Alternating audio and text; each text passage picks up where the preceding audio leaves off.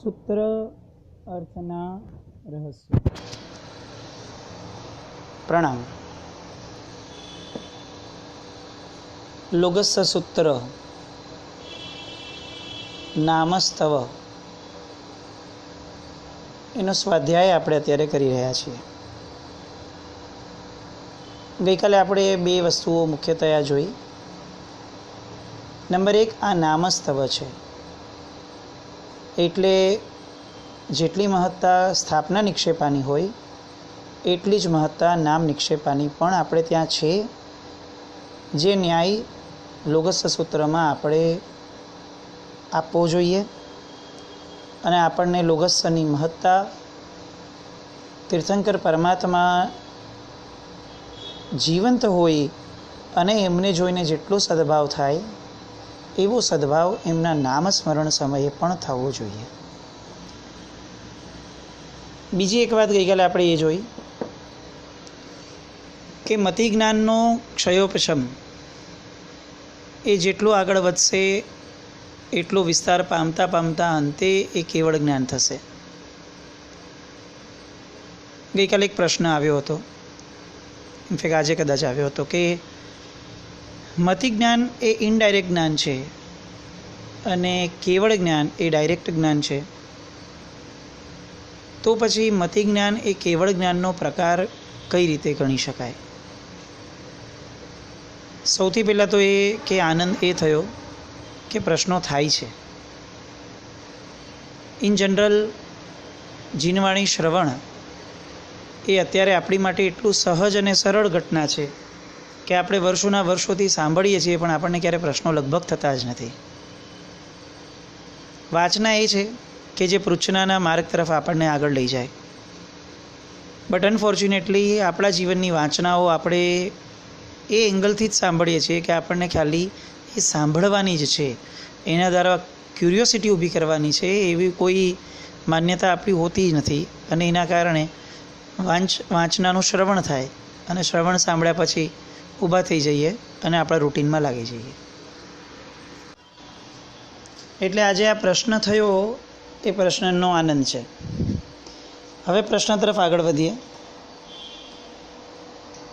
પ્રશ્ન એ છે કે મતિ જ્ઞાન એ ઇનડાયરેક્ટ જ્ઞાન છે અને કેવળ જ્ઞાન એ ડાયરેક્ટ જ્ઞાન છે। સૌથી પહેલાં તો આપણે થોડુંક આ જ્ઞાનની બાબતમાં જ્ઞાન લેવું જરૂરી છે। 5 જ્ઞાનના ખમાસમણા આપણે એવરી 5મે આપીએ છીએ।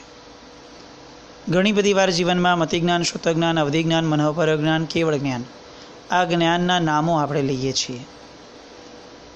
એમના કૌશગ, એમની આરાધના, એકાસના, ઉપવાસ વગેરે બધું કરીએ છીએ। બહુ પ્રામાણિકપણે મનને જરાક ઢંઢોળીએ અને આ 5 જ્ઞાનની વ્યાખ્યાઓ મનને પૂછવાનો પ્રયત્ન કરીએ। વોટ ઇઝ મતિ જ્ઞાન? શ્રુત જ્ઞાન એટલે શું? અવધિ જ્ઞાન એટલે શું? મનઃપર્યવ જ્ઞાન એટલે શું? અને કેવળ જ્ઞાન એટલે એક્ઝેક્ટલી શું? 5 વર્ષને 5 મહિના સુધી ઉપવાસ અથવા એકાસણું કરી 20 નૌકારવાળી અને ખમાસમણા આ બધી વિધિ દ્વારા પાંચમની આરાધના, જ્ઞાનની આરાધના કરી એટલે આપણને એક સંતુષ્ટિ થાય કે મેં જ્ઞાનને સેવ્યું। વાત સાચી પણ છે અને સારી પણ છે। હવે પ્રશ્ન એ થાય છે કે જે જ્ઞાનને સેવ્યું એ જ્ઞાન શું છે? એનો જવાબ એક્ઝેક્ટલી આપણે આપી શકીએ એમ છીએ 5 વર્ષને 5 મહિના પછી, અથવા ક્યાંક ક્યાંક એમ પણ પૂછી શકાય કે 50 વર્ષના જીવન પછી પણ, ધર્મમય જીવન પછી પણ 5 જ્ઞાનની વ્યાખ્યાઓમાં આપણે ક્લિયર કેટલા છીએ? વોટ એક્ઝેક્ટલી ઇઝ મતિ જ્ઞાન? મને એવી ઈચ્છા થાય છે કે સાંભળનાર દરેકને હું આ પ્રશ્નનો જવાબ જાતે શોધવા માટે સમય આપું, કારણ કે આ રેડી રેકનરની જેમ મહાત્માઓ પણ આપણને પ્રશ્ન થાય એ પહેલાં બધા જવાબ આપી દે અને આપણે આપણી લેઝીનેસ એને જ પોષીએ છીએ। વિચારવું જ નથી, ડાયરેક્ટ જવાબ મળી જતા હોય તો આપણે શું કામ મહેનત કરવાની? અને ડાયરેક્ટ જવાબ કોઈ આપી દે પછી એ સાચું છે, ખોટું છે, સારું છે, ખરાબ છે, મને એપ્લિકેબલ થાય છે કે નહીં, અથવા એ જે છે એમાં ફર્ધર કંઈ આપણને ક્વેશ્ચન થાય છે કે નહીં, આવો કોઈ વિચાર કરવાની મહેનત આપણે છેલ્લે ક્યારે કરી હતી એ પણ એક પ્રશ્ન છે, અને કદાચ બહુ અગત્યનો પ્રશ્ન છે. કારણ કે કોઈ એક ગરીબ માણસ એને મળતા લાખ રૂપિયામાંનો એક એક રૂપિયો સંભાળીને વાપરે, કારણ કે એને ખબર છે કે આ લાખ રૂપિયો માંડ વર્ષોની મહેનત પછી મળ્યો છે અને હવે ક્યારે મળશે એ ખબર નથી. પણ કોઈ અબજોપતિ માણસ 1 લાખ રૂપિયાને ક્યાંય વાપરી નાખે ને કોઈ હિસાબ પણ ન રાખે, કારણ કે એની પાસે અઢળક ધન છે. આ ગયું ને બીજું એમને આવી જશે. આપણી સ્થિતિ કરોડપતિની છે કે ગરીબની એ આપણે નક્કી કરવું જોઈએ. અનંતકાળમાં ભમતા ભમતા સંજ્ઞીપણાની પરાકાષ્ઠા સમૂહ સંજ્ઞી પંચેન્દ્રિયપણું આપણને મળ્યું, એ અનેક ભવની સ્કેરસિટી પછી મળ્યું, એટલે દરિદ્રતાની પરાકાષ્ઠાએ આજે આપણે સમૃદ્ધ બન્યા. હવે દરિદ્રતાના અનંત ભવ અસંખ્ય ભવ કર્યા પછી સમૃદ્ધ બનાવ્યું હોય તો આ સંજ્ઞીપણાની કિંમત કેવી હોવી જોઈએ? એટલે આ જવાબ શોધવાનો પ્રયત્ન થાય એ બહુ ઈચ્છનીય છે. બિકોઝ ઊંડાણમાં ન જવાની આપણી જે આદત છે ને ધર્મની બાબતમાં, એણે આપણને ઓલવેઝ દરિદ્ર જ રાખ્યા છે, બધી જ વસ્તુઓમાં ડિપેન્ડન્ટ જ રાખ્યા છે. અને શ્રાવક એ છે જે જાતે ભણવાનો પ્રયત્ન પણ કરે, ભલે ગુરુ નિશ્રાય કરે પણ કરે. મતિ જ્ઞાન આપણી દ્રષ્ટિએ અર્થ શું? બુદ્ધિ. મતિ એટલે બુદ્ધિ. જેની મેમરી સારી હોય એનો મતિ જ્ઞાનનો ક્ષયોક્ષમ સારો, અને જેને બહુ યાદ ન રહેતું હોય એને મતિ જ્ઞાનનો ક્ષયોક્ષમ ન સારો. લગભગ આ જ વ્યાખ્યાની રાઉન્ડ આપણે ફરતા હોઈએ. મતિ જ્ઞાન એ યાદ શક્તિ છે કે વિચાર શક્તિ છે? આ પ્રશ્ન થવો જોઈએ. મનુષ્યપણામાં જે યુનિકનેસ છે, મતિ જ્ઞાનની પીક ઉપર મનુષ્ય છે બીજા બધા જ જીવો કરતાં, તો એનો અર્થ એવો કાઢવો કે મનુષ્યની યાદ શક્તિ સૌથી સારી છે? તો કદાચ એ બાબતમાં આપણે ઊણા ઉતરશું, કારણ કે હાથીની યાદશક્તિ મનુષ્ય કરતાં પણ વધારે સારી હોય છે. એ 20 વર્ષ પહેલાં જોયેલા માણસને પણ ટોળામાંથી બહાર ખેંચીને લાવી શકે છે. તો પછી હાથીનું મતિ જ્ઞાન મનુષ્યના મતિ જ્ઞાન કરતાં વધારે સારું નહીં? આજે લોગસની વાત કરતાં વધારે મહત્ત્વનું મને આ લાગે છે કે પહેલાં થોડું સમજવું પડશે પાયાની ભાષાને, કે વોટ ઇઝ મતિ જ્ઞાન, શ્રુતા જ્ઞાન. મતિ જ્ઞાન એટલે બુદ્ધિ નહીં. મતિ જ્ઞાન એટલે સમજણ. જો મતિ જ્ઞાનને બુદ્ધિ વિચારશું તો બુદ્ધિશાળી વ્યક્તિઓ એ બધા મતિ જ્ઞાનના બહુ ઉચ્ચ સ્તરે પહોંચેલા હશે, તો એને તો આપણે વંદન કરવા પડશે. પણ આપણે તો જ્ઞાનીઓને વંદન કરીએ છીએ, બુદ્ધિશાળીઓને નથી કરતા. એટલે મતિ જ્ઞાનને બુદ્ધિવાળી વ્યાખ્યામાં ફિટ કરવાની આપણી જે સમજણ છે એ ખોટી લાગે. દેન વોટ ઇઝ મતિ જ્ઞાન? જો બુદ્ધિ નથી, મેમરી નથી, યાદશક્તિ નથી, તો પછી આપણે આગળ વિકલ્પ એક જ બચે કે વિચાર શક્તિ. ભગવાન આગળ મતિ જ્ઞાનની પવિત્રતા માંગીએ છીએ. એનો અર્થ એ કે ભગવાન મને વિચાર શક્તિ આપ. હું જીવનની દરેક પળને, દરેક પ્રસંગને વિચારણાપૂર્વક જીવી શકું, એ મારું મતિ જ્ઞાન. હવે આ મતિ જ્ઞાન જીવને ડાયરેક્ટ છે કે ઇનડાયરેક્ટ છે? એક પ્રશ્ન. તો ધેર ઇઝ નો ઇનડાયરેક્ટ જ્ઞાન. આપણે સમજીને ચાલીએ એકેન્દ્રિયને પણ મતિ જ્ઞાન છે, કારણ કે એને સમજણ છે, ભલે એના લેવલ પૂરતી પણ છે. એક ઝાડની પણ નજીક કોઈ જાય તો એના વાઇબ્રેશનની અંદર શેક આવે છે, ડર આવે છે. એ દેખાડે છે કે એનામાં પણ એ સમજણ છે કે કોઈ મને મારવા આવે છે. એટલે એકેન્દ્રિયને પણ મતિ જ્ઞાન છે, બે ઇન્દ્રિયને પણ છે, તે ઇન્દ્રિયને પણ છે. એનો અર્થ એ થયો કે આપણે ત્યાં જે એક વાક્ય બોલાય છે કે જીવ અને અજીવમાં ડિફરન્સ શું? તો કે જીવ એ જ્ઞાન સહિત છે, અજીવ નિર્જીવ એ જ્ઞાન રહિત છે. તો કયું જ્ઞાન? તો કે મતિ જ્ઞાન. એટલે હું જીવ છું એટલે એનો અર્થ એટલો નિશ્ચિત થયો કે ઓછે વત્તે અંશે મતિ જ્ઞાન છે ને છે જ. હવે જો આપણા બધામાં મતિ જ્ઞાન છે તો મતિ જ્ઞાનની આરાધના કયા આશયથી કરવાની? તો કે મતિ જ્ઞાનની પવિત્રતાના આશયથી. મારી સમજણ પવિત્ર બનો, નિર્મળ બનો, આ મતિ જ્ઞાનની આરાધનાનો આશય છે. મારી બુદ્ધિ સારી બનો, હું ભણવામાં ફર્સ્ટ રેન્ક લાવું, આ મતિ જ્ઞાનનો આશય નથી, કારણ કે આ મતિ જ્ઞાન જ નથી. એ બુદ્ધિ છે, બુદ્ધિ અલગ. એટલે મતિ જ્ઞાન એટલે સમજણની નિર્મળતા, જે તરતમ ભાવે ઓછા વત્તા ભાવે થતી રહે. હવે જો આને આપણે ઇનડાયરેક્ટ જ્ઞાન કહીશું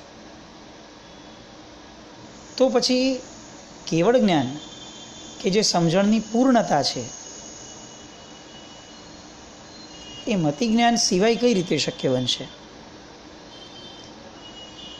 સમજણની શરૂઆત જ સમજણની પૂર્ણતા તરફ લઈ જાય.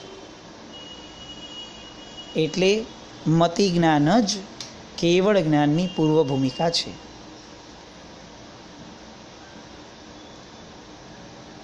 આ વાત જેમણે પ્રશ્ન પૂછ્યો હતો એમને, અને જેને આવા પ્રશ્ન નથી પણ થતા એમને પણ આ મગજમાં ઉતરી હશે એવી અપેક્ષા રાખું છું. મતિ જ્ઞાન એ જ કેવળ જ્ઞાનની પૂર્વ ભૂમિકા છે. એની પછી આવશે શ્રુત જ્ઞાન. શ્રુત જ્ઞાન એટલે શું? તરત આપણી નજર જશે પુસ્તકો ઉપર, આગમો ઉપર. તો હું તમને પ્રશ્ન કરું છું, મતિ જ્ઞાન અંદરથી નીકળે છે,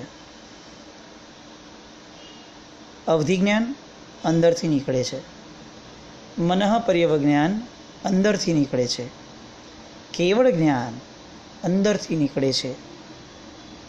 તો શ્રુત જ્ઞાન એ બહાર કેવી રીતે હોઈ શકે? બહાર જેટલું પણ આપણને દેખાય છે એ શ્રુત છે, એ શ્રુત જ્ઞાન નથી. ફરીથી કોઈ નેગેટિવ સેન્સમાં પ્લીઝ આપણે ન જઈએ, એ ખાસ ધ્યાનમાં રાખજો. કોઈ પણ વસ્તુને નબળી પાડવાનો અથવા એને નકારાત્મકતામાં લેવાનો વિચારણામાં ન જતા આખી વસ્તુની સમજણ ઓન ધ હોલ આખું લેજો. એક બે ચાર શબ્દો પકડીને અંતાક્ષરી જેવું નહીં રમી લેતા. બહાર જેટલું પણ દેખાય છે, પુસ્તક વગેરે, જીનવાણીનું શ્રવણ વગેરે, આગમ વગેરે, આ બધું શ્રુત છે. આપણે અત્યારે વાત કરીએ છીએ એ શ્રુત જ્ઞાનની વાત કરીએ છીએ. શ્રુત અને શ્રુત જ્ઞાન આ બેઉમાં ફરક છે. મતિ એટલે બુદ્ધિ, આવો અર્થ નીકળી શકે, પણ મતિ જ્ઞાન એટલે સમજણ. શ્રુત એટલે બહારના ઘણા બધા પવિત્ર સાધનો, સમ્યક એવો અર્થ નીકળી શકે. પણ શ્રુત જ્ઞાન શબ્દ જ્યારે આવે ત્યારે આપણે માનવું જ પડે કે આપણી અંદરમાં રહેલું આ જે શ્રુત છે એ શ્રુત જ્ઞાન જે અંદરથી કાઢવાનું છે. બિકોઝ એ એકચ્યુઅલી અંદર જ પડ્યું છે. ગણધર ભગવંતો ઉપર તીર્થંકર પરમાત્માઓ જ્યારે વાસક્ષેપ કરે છે ત્યારે બહારથી કોઈ દેવતાઓ એમનામાં દ્વાદશાંગીની રચનાની શક્તિ આરોપણ કરે છે એવું ક્યાંય ઉલ્લેખમાં નથી આવતું. દ્વાદશાંગીની રચના એ એમના અંદરથી સ્ફુરાયમાન થાય છે. એમનું પોતાનું અંદર રહેલું ગણધર નામકર્મ ઉદયમાં આવે છે. એટલે એનો અર્થ આખી ને આખી દ્વાદશાંગી એ અંદરથી નીકળેલો પદાર્થ છે, બહારથી નીકળેલો કે બહારથી ડિરાઈવ કરેલો નહીં. So everything is inside, it's within us. પછી એ મતિ જ્ઞાન છે, શ્રુત જ્ઞાન છે, અવધિ જ્ઞાન છે, મનોપ્રયોગ જ્ઞાન છે કે કેવળ જ્ઞાન છે? અવધિ જ્ઞાન કેટલીક ક્ષેત્રની અને કેટલીક સમયની મર્યાદા સાથેનું, જેને આંખેથી નથી જોઈ શકતા એવા પણ ક્ષેત્રોનું જ્ઞાન એટલે અવધિ જ્ઞાન, જે નજરોથી પરે છે પણ તેમ છતાં પણ એનું જ્ઞાન આવે છે, કારણ કે અંદરમાં પવિત્રતા દ્વારા આત્મપ્રદેશની ચેતનાનો ઉઘાડ થયો અને અવધિ જ્ઞાન થયું. પણ ઇટ કેમ ફ્રોમ વિધિન, બહારથી નહીં. મનોપર્યવ જ્ઞાન, દીક્ષા બહારથી લીધી અને અંદરથી એક પવિત્રતાનો પરિણામ પ્રગટ્યો, ચારિત્રનો પરિણામ, ભાવ ચારિત્ર જેવું પ્રગટે એવી જીવની વિશુદ્ધિ એક વિસ્ફોટ કરે અને જીવને અંદરથી પોતાની ચેતનાની અંદર રહેલી અનંત શક્તિમાંના એક બહુ મોટા ભાગની શક્તિનો ઉઘાડ થાય કે હવે આ જીવ સામાના મનના વિચારોનો જે પર્યાય છે એ પર્યાયના આધારે જ્ઞાન કરી શકે છે. મનઃપર્યવ જ્ઞાન, ઇટ કમ્સ ફ્રોમ વિધિન. અને હવે જીવની પવિત્રતા એટલી બધી વધી જાય છે કે હવે એનો આત્મા કોઈ પણ જાતના કર્મને બંધાઈને એને આધીન નથી રહેતો, એ સ્વતંત્ર થાય છે અને હવે પોતાની ટોટલ ચેતનાનો ઉઘાડ કરી શકે છે આવરણ વગર. એને આપણે કેવળ જ્ઞાન કહીએ છીએ. આવા 5 જ્ઞાનની આરાધના આપણે કરીએ છીએ કે જે એબ્સોલ્યુટલી અંદર પડ્યા છે, બહાર નહીં. પણ આપણી દ્રષ્ટિએ આ જ્ઞાનની આરાધના એટલે શું? તો કે બહાર રહેલા પુસ્તકોને વાસક્ષે પૂજા કરવી, એને ખમાસમણા આપવા, એના કૌશગ્ય કરવા. તો શું આ ખોટું છે? એબ્સોલ્યુટલી નહીં. કારણ કે આ બધું જ કરવા દ્વારા જીવે આ માધ્યમે, ક્રિયાઓના માધ્યમે અંદર ઉતરવાનું હતું. એટલે માધ્યમ ક્યારેય ખોટું ન હોઈ શકે. પણ આ માધ્યમ વાપરનાર વ્યક્તિનું લક્ષ્ય એ નબળું હોઈ શકે અને એના કારણે એ વ્યક્તિ ક્રિયા કરી અને અટકી જાય, એના લક્ષ્યમાં આગળ ન વધે. કારણ કે એને આ લક્ષ્ય જ નથી કે મારે તો આના દ્વારા, આ ખમાસમણા દ્વારા એકચ્યુઅલી અંદર ઉતરવાનું હતું અને અંદર પડેલા તત્વને બહાર કાઢવાનું હતું. આપણે બહાર જ રહીએ છીએ. થોડાક વખત પહેલાં એક મૂવી આવ્યું હતું, ગુજરાતી મૂવી, રેવા નામ હતું. આ રેવાનું એક ગીત હતું.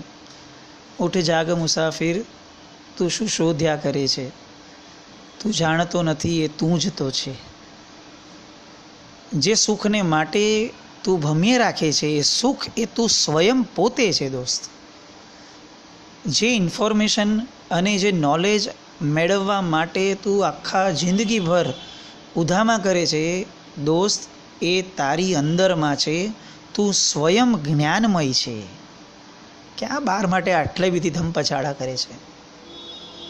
કસ્તુરીનું મૃગ હતું, એવું મૃગ કે જેની અંદર કસ્તુરી પડી હોય, એને સુગંધ અનુભવાય, પણ એ જિંદગીભર સમજી જ ન શકે કે આ કસ્તુરી મારી અંદર પડી છે અને એ સુગંધની દિશામાં આગળ વધીએ રાખે, આખી જિંદગી ભટકીને છેવટે બિચારો મરી જાય.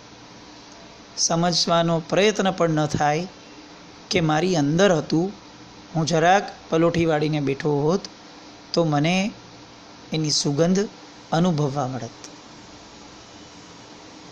જ્ઞાન અંદર છે.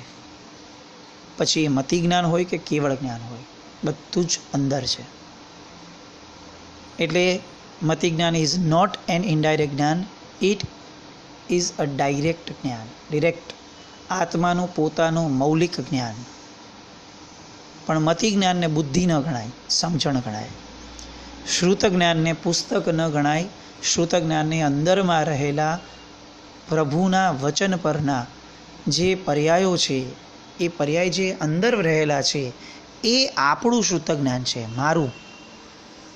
બહારથી જે શબ્દો સાંભળું છું એ શ્રુત જ્ઞાન નહીં, એ શ્રુતનું સાધન. પણ બહારથી સાંભળેલા શબ્દો એ મારી અંદર ગીતાર્થતા પ્રગટાવે, મારો વિવેક જગાડે, મારો ગુણ પ્રગટાવે, એ મારું શ્રુત જ્ઞાન. આપણો પુરુષાર્થ મતિ અને શ્રુત પૂરતો જ છે. અવધિ એની મેળે આવે. અવધિ જ્ઞાન માટેના કાઉસગ્ય ન હોય. એ જેમ જેમ જીવદળ પવિત્ર થતું જાય તેમ તેમ અવધિ જ્ઞાન અને મનોપ્રયોગ જ્ઞાન આવે. એ લાવવાનો કોઈ પુરુષાર્થ ક્યાંય પણ કરવાની કોઈ વાત નથી. એ આવે, અંદરથી પ્રગટવાનું છે. એ ક્યાં બજારથી લાવવું છે આપણે? અને અંદરથી પ્રગટાવવું હોય તો મહેનત પવિત્રતાની કરવી પડે.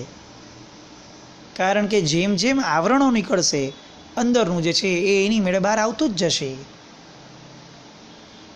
બારી ખોલશું એટલે પ્રકાશ આવશે આવશે ને આવશે જ. આવરણ ખાલી ખોલવાના છે.